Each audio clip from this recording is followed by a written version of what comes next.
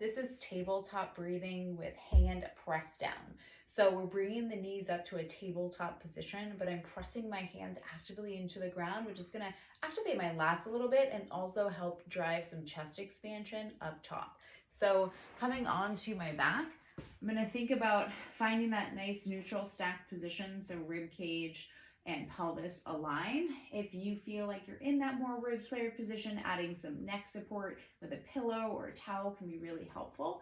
So in this position, I'm going to think about that pelvis neutral, nice and stacked. Inhale, exhale. And I'm going to bring my knees up to that tabletop position. Okay, from here, holding that nice 90-degree bend at the knees and hips, I'm going to press my hands into the ground.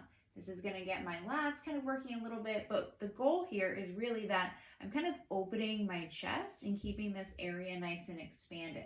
So from this position, watching that I don't round forward. So keeping the shoulder blades back, I'm going to add my marches. Now this is very challenging for me to keep that ribs down position. And as I come here, breathing into the chest, exhale. Ribs come down as I march. So if we cannot get that ribs down position, we're going to march and those ribs are going to flare in this position. So once again, you can use some head support to really help here.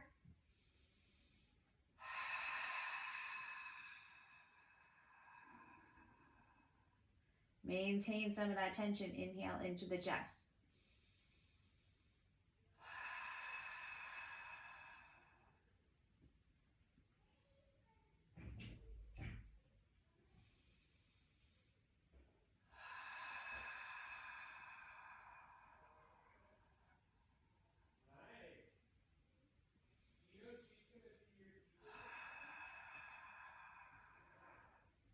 So this is the 90-90 hands and knees. 90-90 tabletop with the arm press down for chest expansion, adding the march.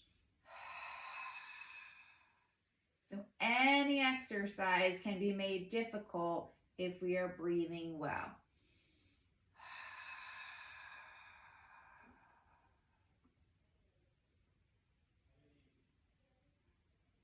If you are only feeling your upper abs, that tells me that the ribs are in that flared position. So we want to exhale those ribs back.